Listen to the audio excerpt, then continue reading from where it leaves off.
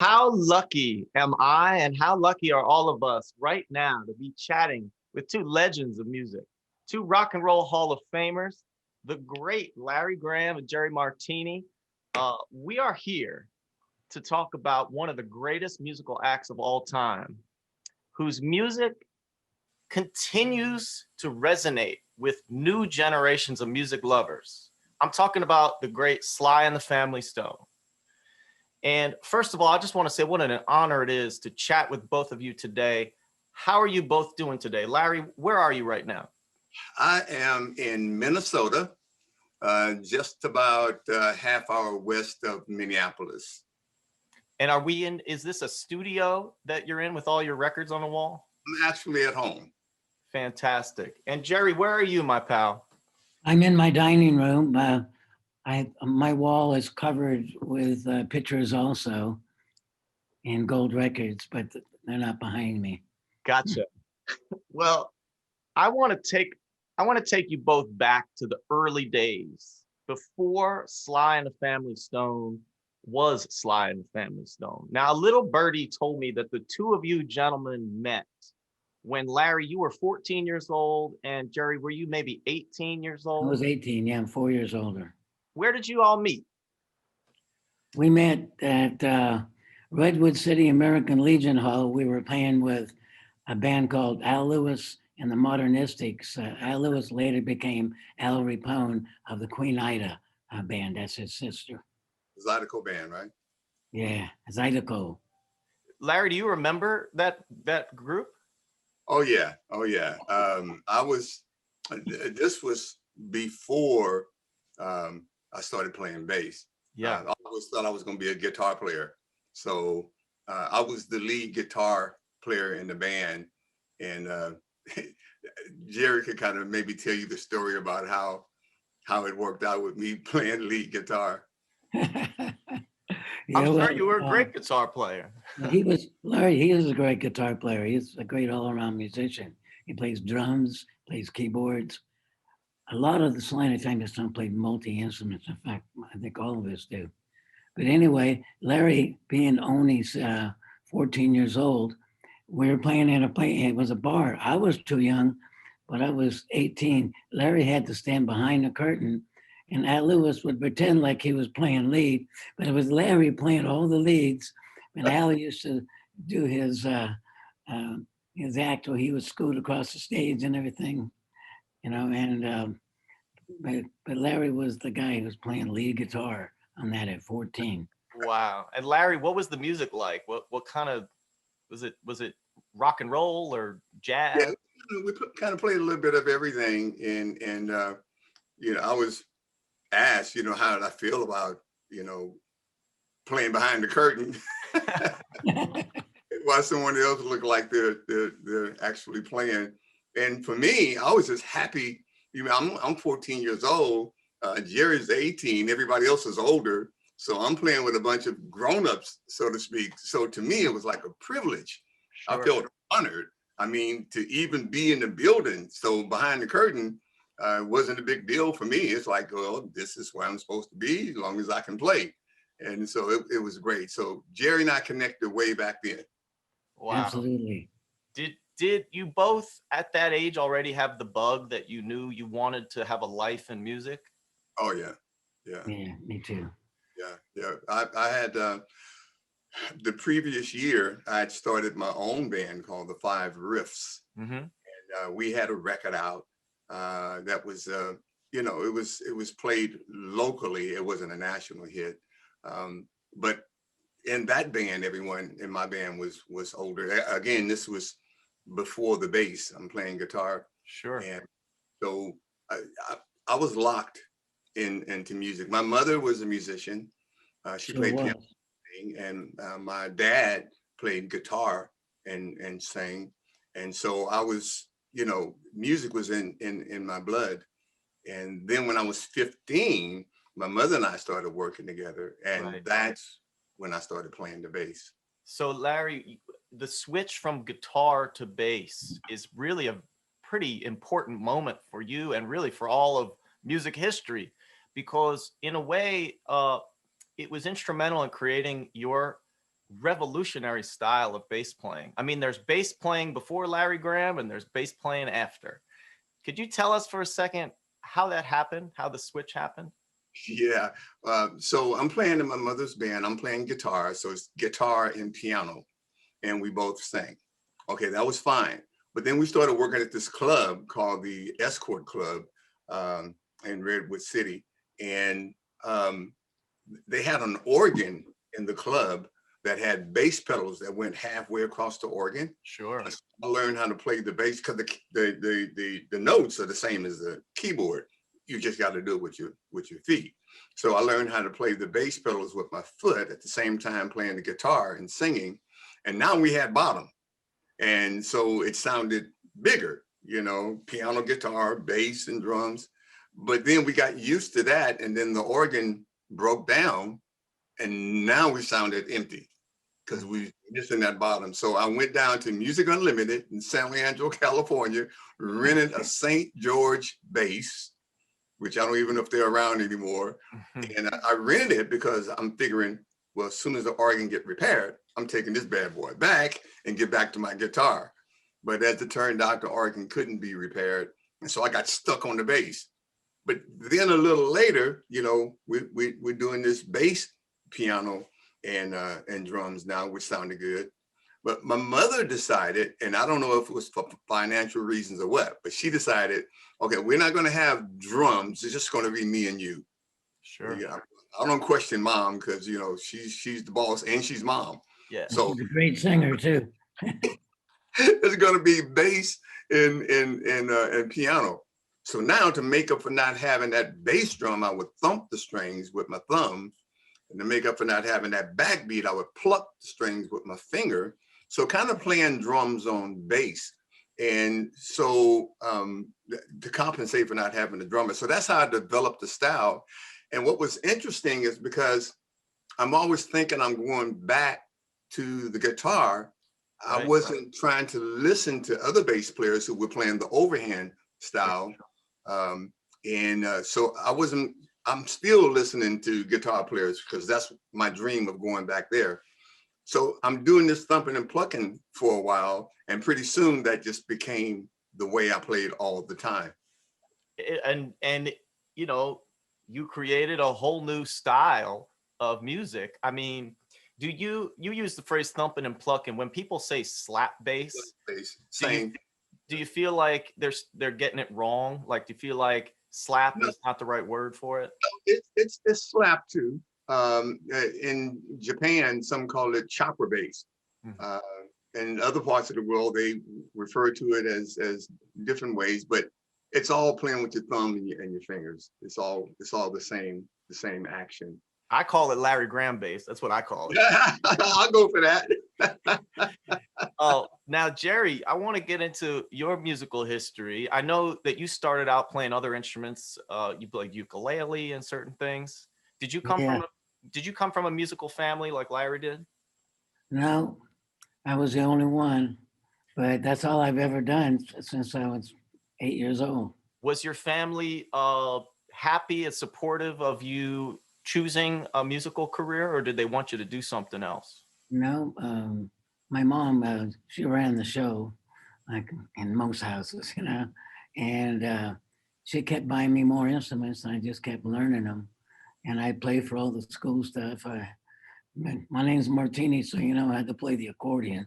Yeah. And so I played the accordion, and the guy that Larry and I used to play with, Al Lewis, he was Creole, and I used to stay at his house a lot because my mama couldn't cook. And Larry, I said, "What you having for dinner?" He said, "We're having gumbo tonight, Al."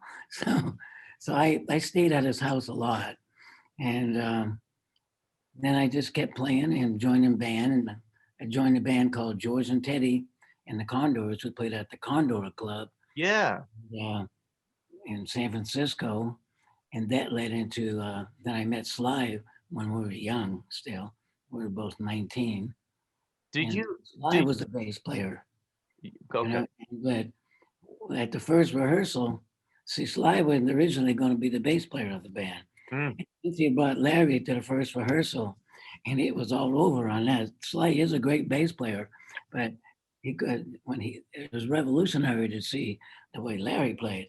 So anyway, at the end of rehearsal, he goes, "Okay, Larry's on the bass," and Freddie goes, "Oh, what you gonna play?" So he looked around. He goes, "Freddie was on guitar. Freddie was on." He goes, he sees a keyboard there. He goes, "I'm gonna play that."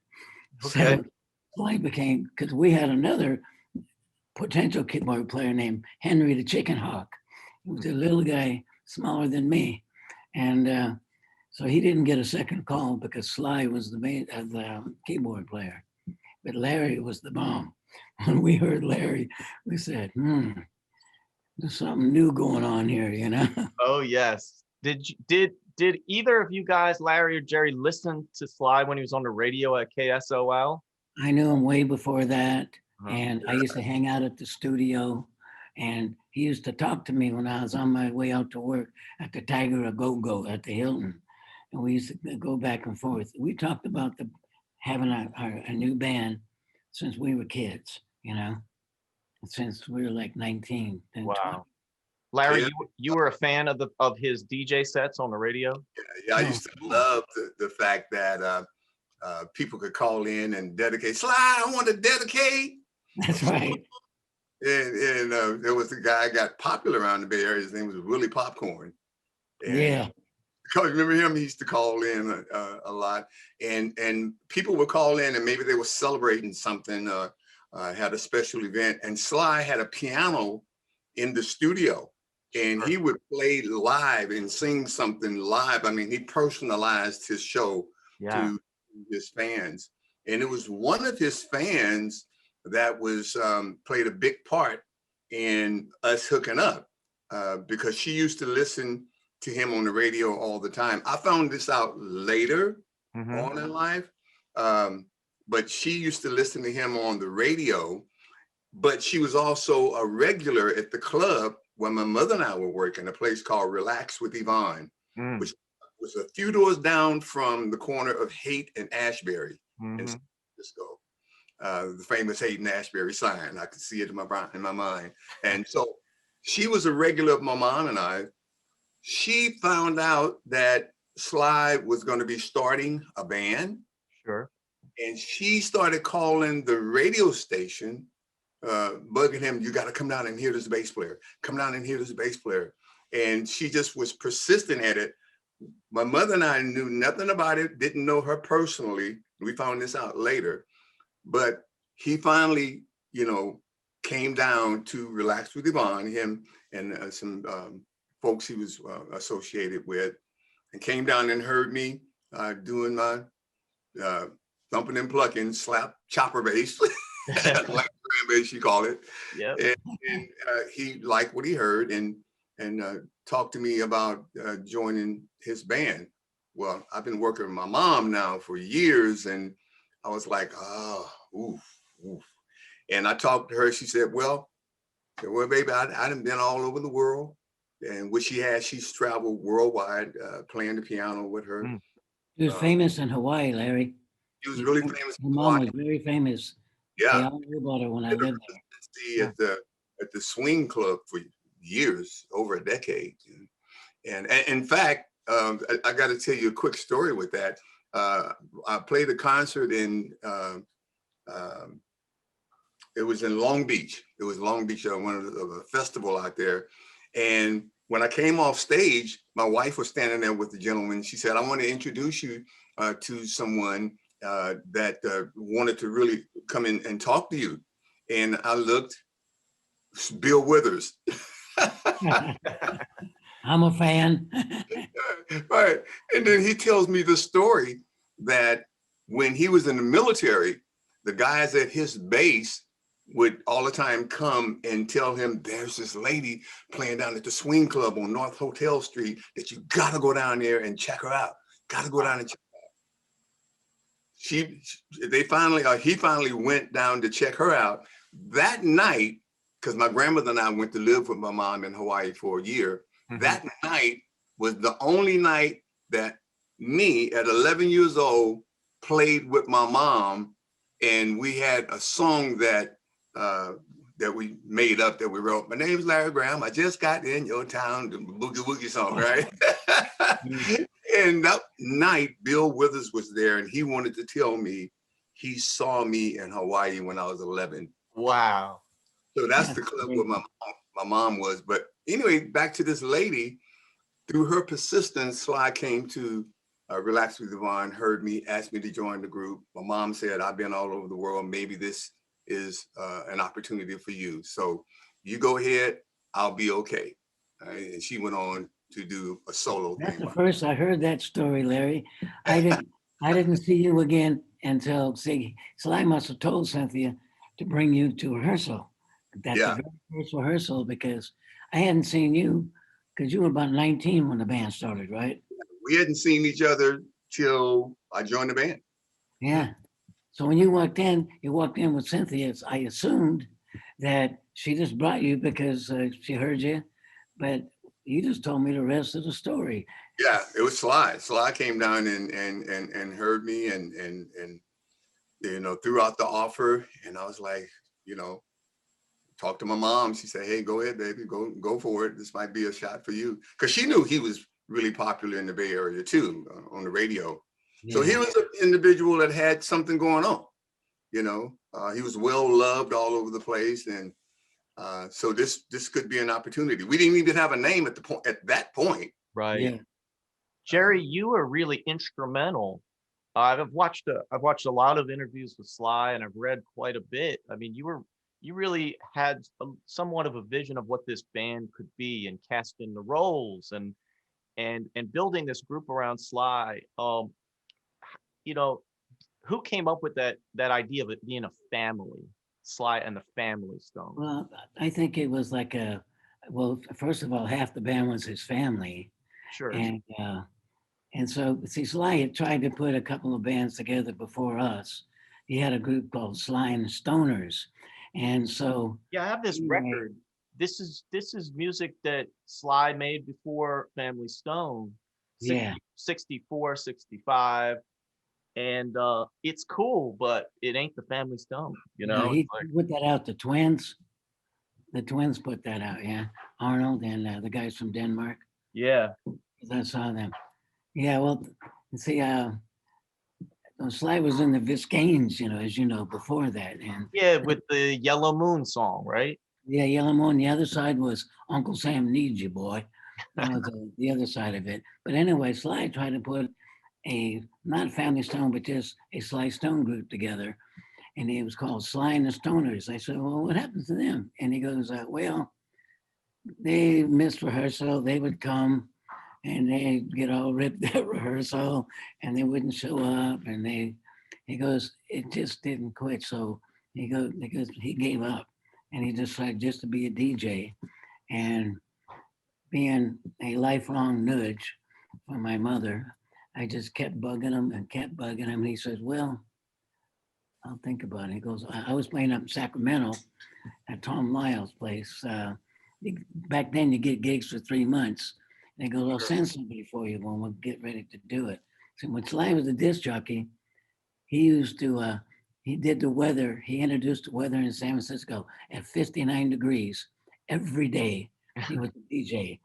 He goes, 59 degrees in San Francisco, because that was the average weather in San Francisco, was 59 degrees. Sure. And like Larry said, he has so many people, you know, Willie Popcorn and all, and I forget that some of the girls' names. They were all regulars, and the board was right in front of him. And it was a swivel chair. He'd swivel around and play the keyboards. I told him one time, I said, you know what, man? Why don't you sing your show since you're doing that? So lo and behold, he sang the entire show, including the news and the commercials and everything, and the weather. He played through the whole thing. And then when I was on my way to work, he used to talk to me. He goes, you know, and then that's how I found out he was doing that. Wow. Anyway, let's move on. Jerry, did you all have any conversations about, you know, the importance and the uniqueness of having a black and white and male and female group, that being called a family? Like, was it something that you consciously thought about or discussed, or that's just how things were in San Francisco? Larry, do you remember? I don't. I just knew half the band was his family, or him and Freddie. Rose actually didn't join the band until later. She wasn't on the first album. Right, right, right. Because Rose always said, "Nah," she goes, "I got a good job," and she didn't go on. Larry, she didn't go on the first tour even, in '67, because So, she didn't so really join until '68. a whole new thing Yeah. was the first record, and that, you know, that was a smaller group, you're saying? No, it was six, yes, it was six pieces, but it Mhm. was more diverse. Larry sang on that, you know. He sang "Let Me Hear From You." When we used to play gigs, and when we first started playing, Larry, remember we only had about 9 or 10 songs, Yeah. so we do after hours, we do greatest hits, a set number one. We just play the same songs, and Larry would do a lot of Lou Rawls then, Mhm. because he has that style of voice Yeah. and magic style. Well, when Larry sang, the girls would fall dead on the ground, you know. And I bet. yeah. Larry, did you, I asked Jerry, did you all think about or discuss the uniqueness of having a black and white and male and female group at that time, which was really revolutionary? Is this something Sly this is something you discussed, or it's just how it was in San Francisco? did. Hmm. I talked about that with him. I asked him, I said, you know, there's a whole lot of African American, a whole lot of black saxophone players that can whoop my tail. He goes, but you're what I need. Mm. And that told me the whole story. Wow. And you play great, Anyway, you asked Larry some questions. Larry got a lot of answers. and you play great sax. Jerry has a very unique uh, style of playing, as you know. Those who have paid attention, uh, when Jerry solos, he definitely gets your attention right away. And even after Sly and the Family Stone, Jerry has played on some of my Graham Central Station records as well, and just a very unique style. And we've toured together since Sly and the Family Stone as well. So. Jerry, who were some of your saxophone heroes? Was maybe Junior Walker somebody that you listened to? Oh, he was a high on the list, but Gene Ammons, I think, was my favorite. I mean, he knew how to growl. Hmm.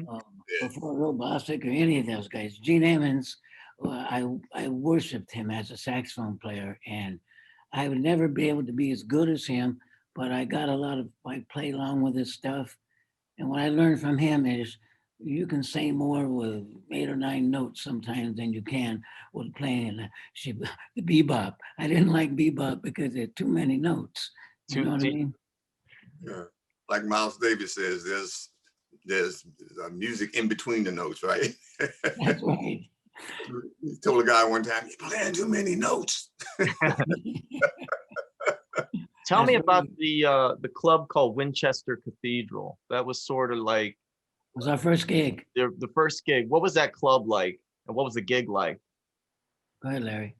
No, when you said that, I just in my head just saw Freddie singing "Try a Little Tenderness." Mm. Oh yeah. Oh my word! Because it starts off real soft and mellow, and by the time he finished, folks got tears in their eyes It and was crying. tissues and handkerchiefs and stuff. Oh man! And then Cynthia used to do this featured on the song called "St. James Infirmary." That she Hmm. did an arrangement, special arrangement on it. But the club was very unique, you know, and people they just would just they just loved to come there. The atmosphere was great, and the owner treated us great as well. I understand that the band rehearsed a lot in the beginning, Yeah. uh, and that really, as as uh, as tight as the band was, it was the result of quite a lot of shedding, you know, in rehearsal. Was that intentional, that you wanted to really sort of get a unique sound before you stepped out and played live? Yeah. Mhm. Absolutely.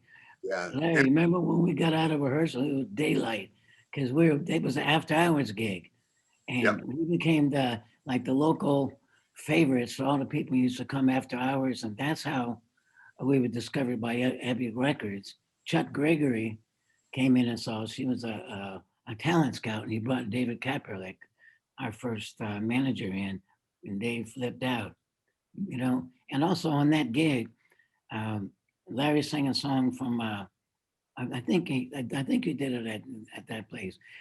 Did we do "Let Me Hear It From You" yet, Larry? Yeah. Larry wrote a song called "Let Me Hear It From You," and that used to make the girls and boys cry Hmm. because Larry has a unique voice, and there's only one Larry Graham. That's all I can say.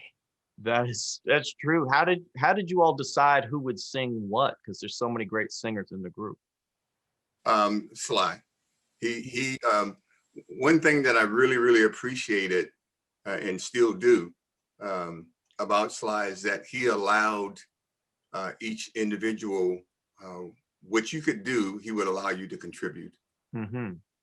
Even though he was a great bass player himself, he would allow me to play the way I play and would allow me to contribute. He could have easily have told me what to play or played it himself, like he did on some songs on There's a Riot Going On. But he would allow each of the musicians to contribute their talent. As a singer, when I was working with my mom, she would have me, well, people come in and they make requests. That's the whole thing. You have this kitty jar, this big glass that you sit on top of the piano, and people make a request and they put money in they call it the kitty. And so if you knew the song, then that could Okay. make the tip a little bit bigger, And so I we made still do that, Larry. to know all the songs. And so she would have me sing all the guy stuff, all the Lou Rawls, Frank Sinatra, Billy Eckstine, or Nat Cole, or, so I would sing a lot of the ballads. That's how I got into ballads. And she would sing all the Dinah Washingtons and, all the lady requests. And so when Sly brought the song, Let Me Hear It From You, he could have sung it himself because he has a beautiful, deep voice as well. But he allowed me the privilege of singing it. So when we performed it live, I was like, wow, it You're was. being vain, Larry. You're And being that, not vain, Larry. Nobody could sing that song like you, man. thank Nobody. you, thank you. Did Yeah, you all feel any kind of kinship or connection to the rest of the music scene in the Bay Area, where you have, you know, the hippie groups like Grateful Dead and Creedence Clearwater and Santana? Or did you feel like you had your own scene going? Yeah, well, you know what? Back in those days, we used to play at the Fillmore, and not at first. Remember, Larry Bill Graham passed on us when he first heard us. He said we were too weird. You're But kidding. then when we moved to New York, we were so popular because we played at the Electric Circus, which was crazy, and Dance and the Music was out, that he hired us back east, and then he had to hire us at Fillmore West, and then we played. We played with, it was mixed back then. There was like rock groups and us. We played with any style of music. And Rotary Connection played with us there at the Fillmore West. Um, Jimi Hendrix. yeah. Yeah. Remember that in New York? Yeah. Tell me about that, Larry. What was that like seeing Jimmy for the first time? Well, being a guitar player at heart, Yeah. which is why, I got into pedals and stuff, because I think like a guitar player. Sure. So I had no trouble experimenting with sticking my bass into a fuzz pedal on Dance to the Music, Yeah. So with Hendrix, I mean, he was the master of all that, wah-wah and distortion and all that. And so I do remember playing that gig, and it's like, wow, Jimi Hendrix and us, and we got new equipment. Woo. Yeah, we're down at Manny's Music. Remember that, Jerry? We got brand Yeah. new equipment, and I got like I had like a big stack of 4 Fender dual Showman amplifiers, Yeah. huge monsters, right? Dave Kaperlik did that for us. Yeah.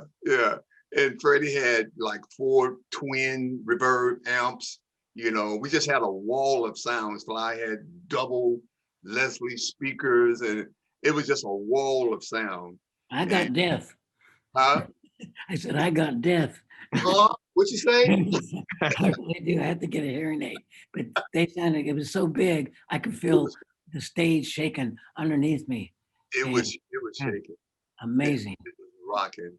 Speaking of Especially, speaking of Jimmy, talk to me about Woodstock for a second. I mean, they say that if you remember Woodstock, you weren't there, but what do you what do y'all remember about going on stage at 3:30 in the morning?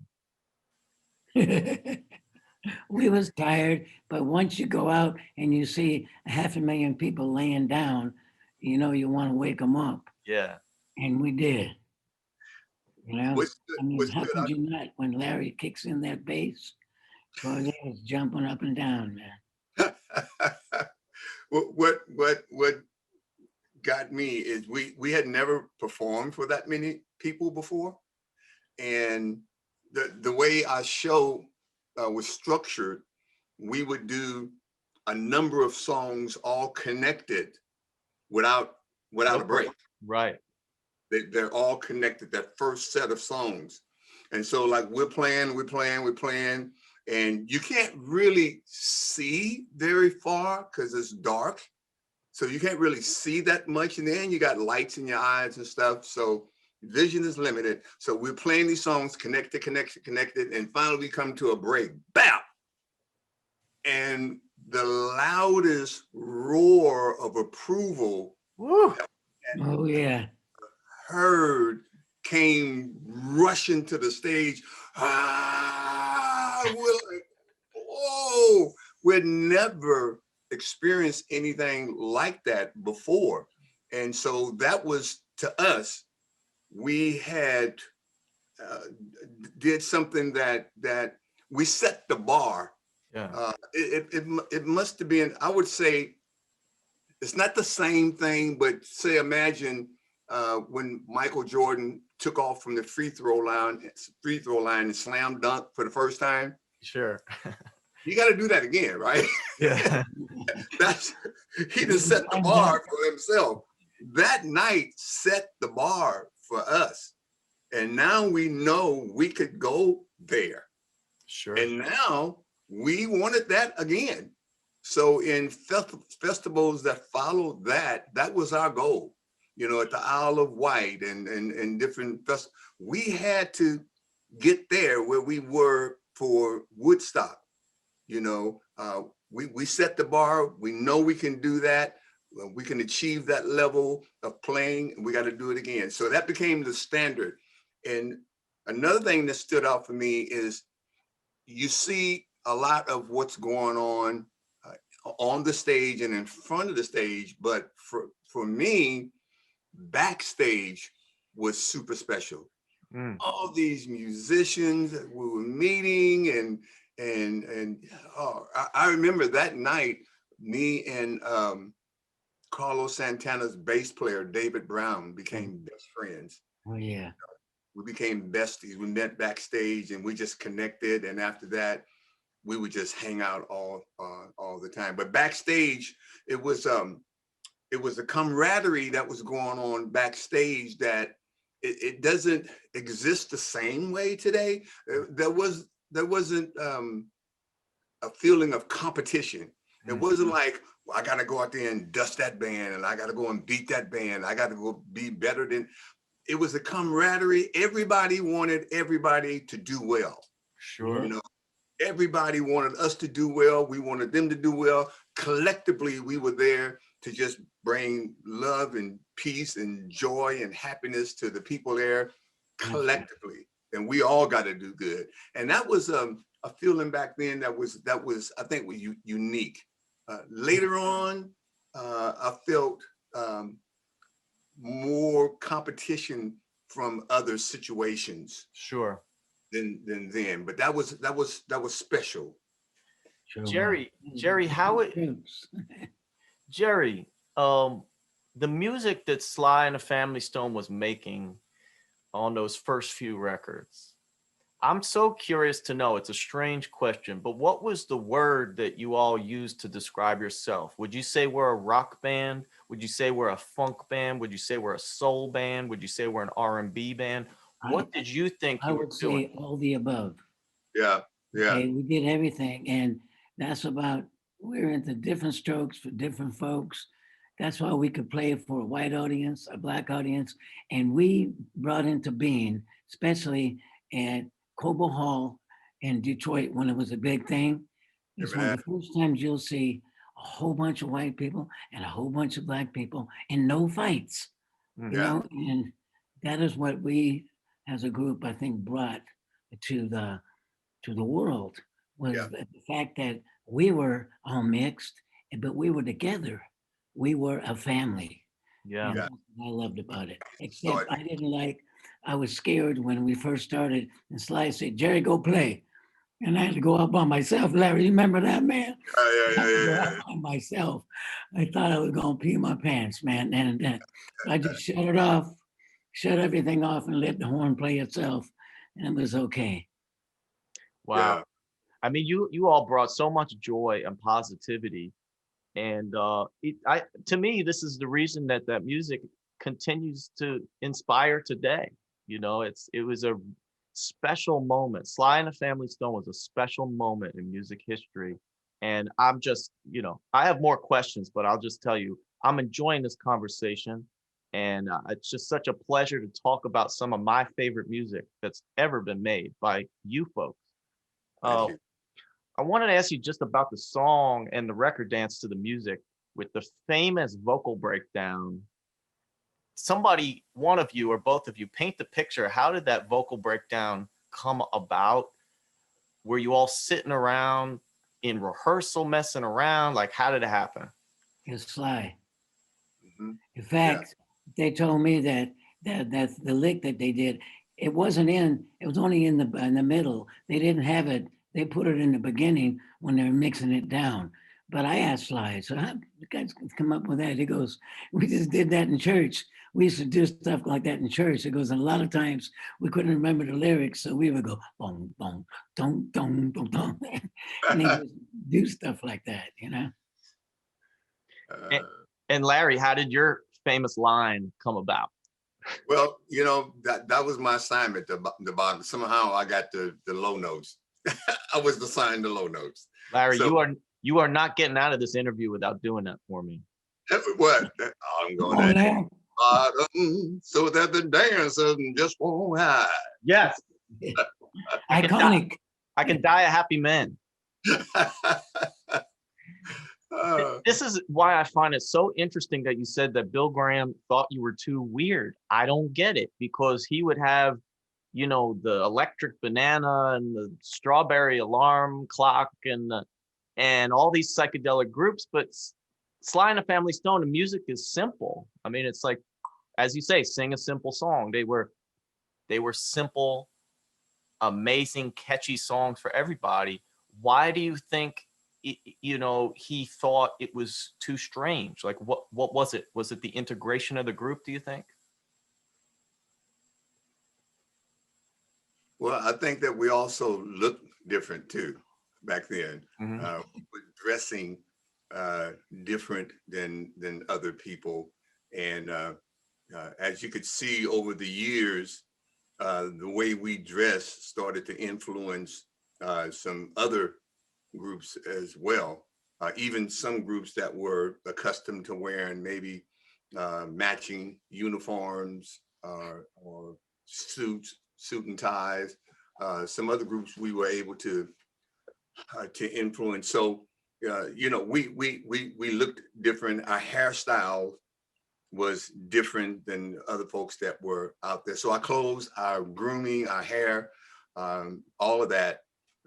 And we were also different in that we, as you mentioned, we were mixed male and female, black and white. you know, but we were also different in that we were self-contained as well.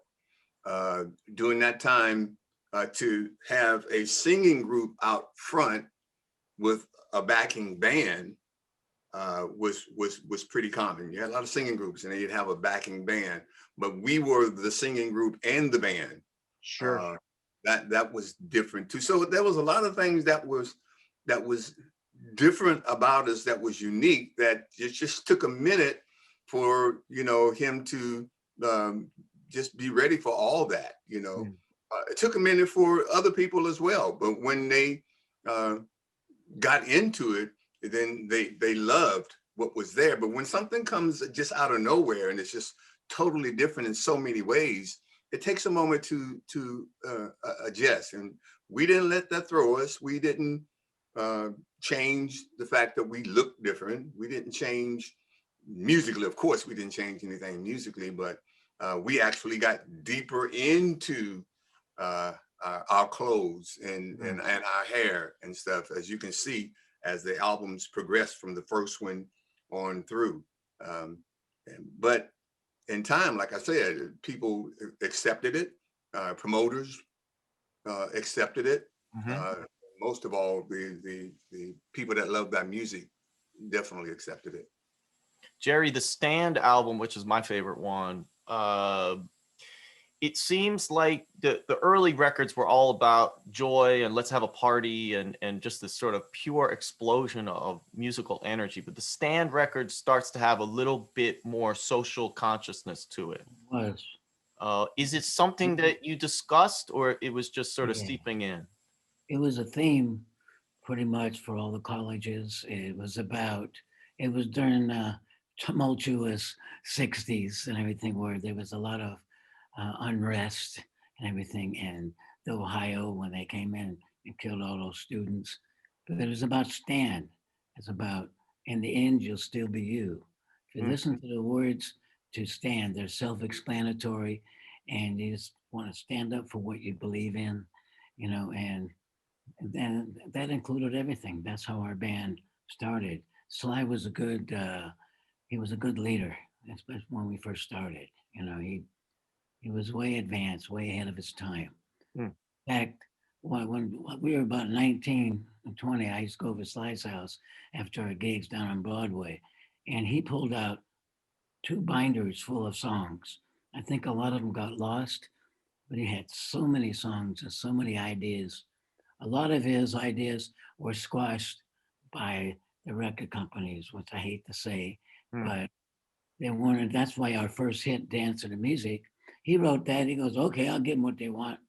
And so it was very simple drum beat. And it was a #1 song, #8 song. But he said, okay, I'll do it.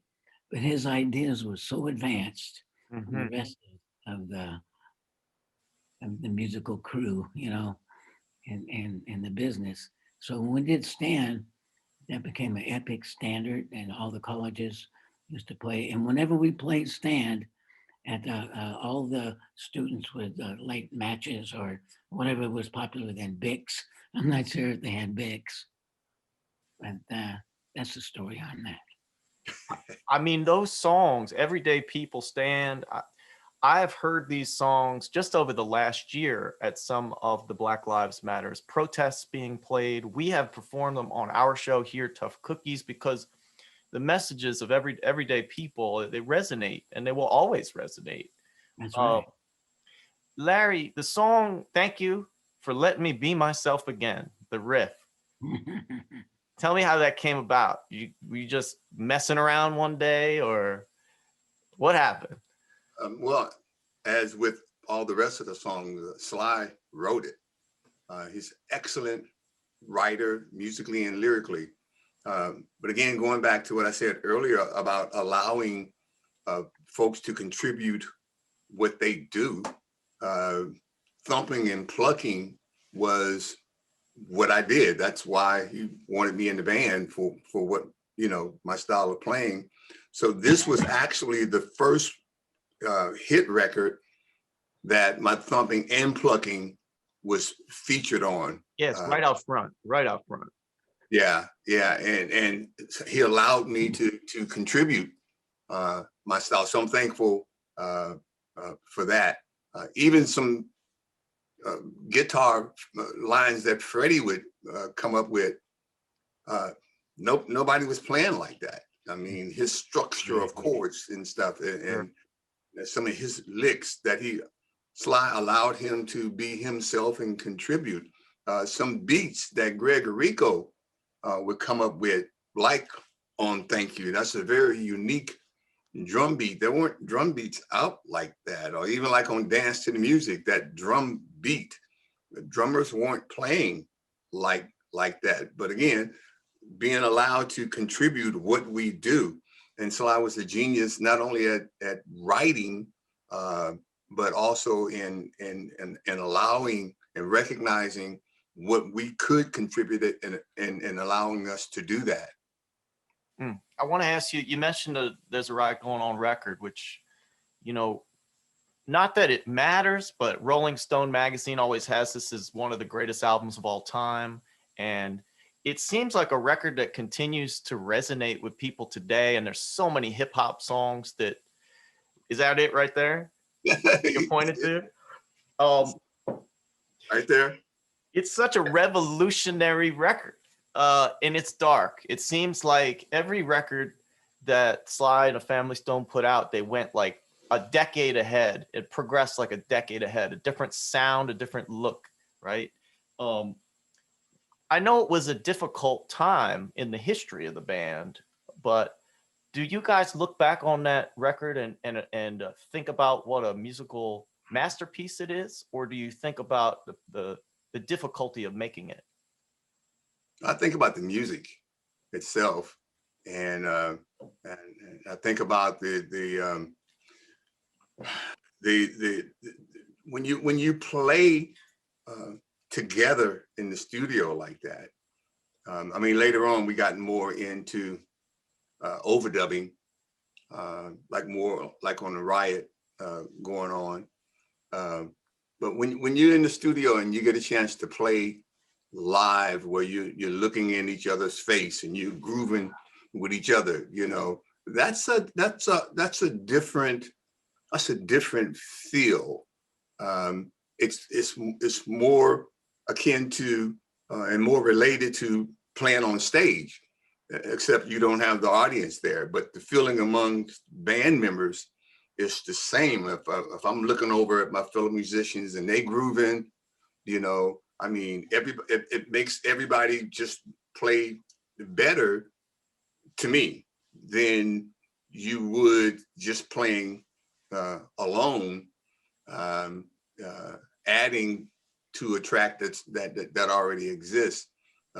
Both can be good, and in the case of Riot Going On, both are good when we played live and when we overdub. Sure. Because the songs were well written and well put together. So both are good, just different. And with that particular album, you can feel the energy that's exchanged between musicians on that record, to me. Jerry, how do you feel about that record these days? Well, one thing that most people don't talk about, and a lot of people didn't notice, but Sly, when he first did that record cover, he goes, "You notice anything different about this?" And I said, "Well, yeah, it's not red, white, and blue. It's red, white, and black." Did you ever notice that? The cover. It sure is. It's red, white, and black. And it was totally intentional. And that was a statement. Yep. Absolutely. And what is that, Madison Square Garden? That's a heck of a lot of people. That's all I know. Yeah. I think it was Madison Square Garden. It held 28,000 people. And the Police used to dance. And one of the things that Sly was good at was taking control. He didn't want, because back then the Police, they would get in a line and they would bogard the kids. They say, "Stand back," and they were getting ready to kick some butt. And Sly I remember one time he said, "Hey, officers, do me a favor, please move out of the way. And then he looked at the audience. He says, can you all govern yourself?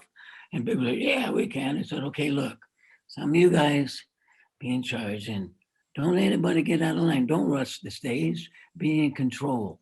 So they did that. And now the police are off to the side with their arms folded. And that was that one time. But after that, we were playing at the Garden one time, Larry, I'm sure you remember. We looked off to the right and the police were all dancing. So it went from A to Z. You know what I mean? At first, the police were used to, so we got to whoop some ass here, you know, because the kids are going to rush the stage. And Sly had them control themselves. And that was a big thing. That is the specialness of Sly and the Family Stone in one story right there. If ever there was a band in America that brought everybody together, everybody from every walk of life, it is Sly and the Family Stone. That's Right. just like truly one of the great American musical projects of all time. Now, Larry, I wanted to ask you on the Fresh record, by this time you're moving on, but I believe, if I'm correct, that you played on the Que Sera song. Is that correct? I love that song. I love that song too. And I think it's such an incredible reinterpretation of, like, you know, the original song. It's almost like, how much is that doggy in the window? It's like, Yeah. and you all played it like it was, you know, try a little tenderness Yeah. uh, do you have any memory of recording that song? Oh yeah. I mean, obviously we were, you know, into overdubbing at that point, but that's another case of that works too. And Sly had such a unique arrangement on that, and his vocals is just like, and Rose's vocal is like, Oh, it's like, wow, you know. So you hear that, and now you get to add to that. yeah. That, if that don't get the juices flowing, nothing will, you know. And so it was just a privilege to be allowed to contribute to that song. And to this day, I can put that on right now. I hear it in my head now because we're talking about it. Just I get chills from that song. You just hear that opening organ and you just know you're in for a ride, you know? Yeah. There's one thing that I can say about Larry is that you could put other people in his spot. And Larry, as you know, he went on his own with a great band, and but you could never replace Larry Graham. I could not replace him. Neither, and there's a lot of good bass players out there. A lot of them Larry taught, and but nobody could sing and play like he was one of a kind. And Cynthia and I were lucky enough to go on the road with him and Prince for about 3 years, all over the world. And that was another story for another time. But the beat goes on. Okay. Sure. Yeah. Well, on that note, Larry, you know, you have made some incredible music on your own. Graham Central Station and your solo records, One in a Million You, which that song was on the radio the year that I was conceived. So you do the math. You know what I'm saying? Dude, I was old then. But I wanted to ask you, Larry, because I live in Philadelphia. I'm in Philly right now. And Really, yes. this is kind of an obscure question, but I love old Philly soul groups and doo-wop groups. Oh And yeah. I've got this 45 record of the Dream Lovers. They were a group from Philadelphia, and they did the song When We Get Married. Oh yeah. How did you hear that song and like turn it into another soul classic? Yeah, on the radio. On the radio. And first time I heard it, it's like, what? Yeah. I loved it the first time I heard it. So when I had an opportunity to do so, I re-recorded it and, you know, try to do it, you know, Graham Central Station style. But first time I heard that song, it's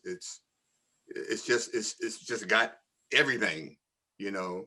And yeah, I mean, I'm sure it was already a wedding classic, but I was told that other people started to use that as one of their our version is one of the wedding songs as well, but the original is just classic. Yeah, you can hear on Sunday nights here in Philly when they play, oldies on the oldies station, you hear the Dream Lovers version on the doo-wop show. But on WDAS, the R&B station, my friend Patty Jackson, she always plays your version. And sometimes I hear them both on the same day. WDAS. That's right. Do you remember the Spectrum in Philadelphia? We used to play that we used to play it when it used to go around in the round. The stage was spinning around. That's and right. I remember I almost fell off a couple of times. I got so dizzy because of that scotch I was drinking would just knock me off the stage. And that the guitar player in my band, the Family Stone right now, Nate Winfield, is from Philly. And he was at every single Sly and Family Stone concert. And he's a real big fan. Yeah. Jerry, you were involved in the group Rubicon. That was my baby. Yeah, like I was just listening to that the other day, and I remember hearing I'm going to take care of everything. That was Max Haskett. All my lead singers all passed away or almost passed away on that band. But we played at the Cal Jam too for 250, 300,000 people. And if you listen on YouTube, just the last song is 10 minutes long. Mm-hmm. And it was a good band. I was experimenting on that. That was an awesome band. It's great. I love that song. I feel like that record should be reissued. Somebody should put that out again. Max Haskett had a beautiful voice. When Cold Blood broke up in the beginning, I took all the members almost of that. All the people from Cold Blood were in my band in the beginning. And Max is the only one from that band that really stayed. Mike Suzuki, the guitar player, he stayed with me because I paid back then $350 a week to everybody to rehearse at Studio Instrument Rentals from 12 to 6, 5 days a week, and do what you want at night. And as soon as we got a record deal with 20th Century Fox, Mike quit because he went into business with his dad in the refrigerator business. So what I had to do is scramble. I auditioned 100 guitar players, actual 100, and Brad Gillis. See, Mike was funk. He was still funk then. Then when I hired Brad Gillis, we started to make it funk rock. So, but anyway, that's history. And there's only one Sly and Family Stone. That's right. Now, Larry, before I let you go, I will tell you my opinion, I will tell you who I think the 3 greatest band leaders of all time are. You could agree or disagree. Okay. James Brown, Sly Stone, and Prince Rogers Nelson. Yeah, I agree. Larry will agree with that. Yeah, you worked intimately with 2 out of those 3. Yes. What is the biggest quality that you would say that Prince and Sly had in common as musically as band leaders? I think what was very unique about both of them is the fact that they allow you to be yourself. They allow you to contribute. I mentioned earlier how good Sly plays the bass. You heard Prince play the bass, right? Yeah, really. But he learned it from watching you. Yeah, but still, I mean, he allowed me to be myself on stage, and that's the quality that to let someone else step out front. Everyone doesn't have that quality. Sometimes the individual, they want to be out in front all the time, and they don't want you to step out. They won't give you an opportunity to step out in front and be in the spotlight for a minute. With Prince and with Sly, they want you to shine too. Sure. So you step out, and Prince had no problems stepping back and let me take the lead. Yeah. And again, as I mentioned earlier, would allow us to contribute what we could, and so that's leadership quality. Everyone doesn't necessarily have that to be able to lead by example. Everybody in the band knew, if Prince gave you a musical assignment, they will know he could maybe do it as well as you, but allowing you to do it. So it makes you want to do even better. You know, Sly, same thing, playing all the instruments, drums, keyboards, guitar, bass, all that. So when you respect your leader and know what they are capable of doing, you got to always come with your A game. It just makes you better, you know, but they're not afraid to let someone else shine. You know, they're comfortable and secure in who they are and in their ability, and you pose no threat to them. So go out and do your thing and wear the folks out if you can. You know, bring them to their feet if you can. Bring them to tears if you can. Yeah. Put all the joy and love you can in their hearts if you can. And then, you know, I'll come back out and do my thing. You know, that's a beautiful quality. With all of your musical travels that you guys have gone on over these decades, it feels like in some ways there was a family that was created back in the 60s, or you know, with Sly and the Family Stone, and that it seems like that love is really still there between all of you. Oh yeah. Jerry, give us an idea what's happening with the Family Stone. Obviously everything is on hold at the moment in terms of live performing. All my gigs were canceled. I did the Flower Power cruise. I was going to be the 5th time in a row. They said you can only do it 3 times. But see, I'm not selling the faces anymore. I can't get anybody to look like Larry. I had somebody look like Sly, but now I'm just selling the songs. All the musicians are great. And that's all I'm doing. Sly and Cynthia's daughter, Finestone, or Sylvia Robinson, is the female lead. And that's why I'm going to keep doing that. All the cruises are coming back next year.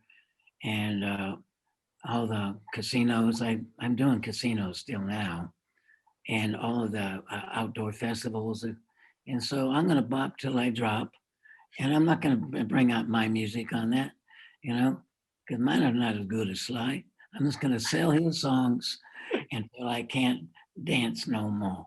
Well, Jerry, you honor the legacy, and I want to thank you for keeping it alive on stage.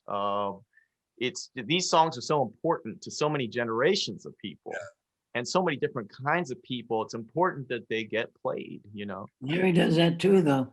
He mixes that up with his Graham Central stuff. And tell you what, I sure as hell would hate to follow Larry. I was going to say, Larry, I saw some video of you not too long ago on stage. And I mean, if you squint, you look like you're 22 years old. Yeah, he's a bad boy. Check is in the mail. Larry, what's next? What I know you just reissued this Chillin' record that we were all waiting for. Yeah. I love it. My brother-in-law, Preston Glass, he and I did that together. So it was fun doing it, and so I was glad when it came out too. And for me, I just got some new recording equipment that I set up downstairs in my little studio, and continue to write and create, and which I love. I love doing. It's like an artist. Sometimes an artist will paint a bunch of pictures that maybe nobody will ever see, but they enjoy doing it. I'm like that musically. I like to write, songs and create, and maybe it's stuff you'll never hear, but it means a lot to me. I love to let my creative energy out. So I just put together a bunch of new equipment and playing around with that. And, that's what I'll be doing starting next Monday, getting a little even deeper into it. You got to learn all this new stuff, Preston is good too. He's a good songwriter too. Yeah, he got a bunch of, we produced Johnny Mathis, Aretha Franklin, Whitney, dual tones for Kenny G, a bunch of stuff. Preston is He just awesome. jammed with him last year.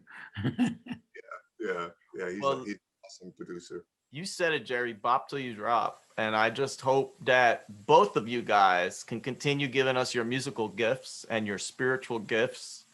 And I thank you both for a lifetime of music.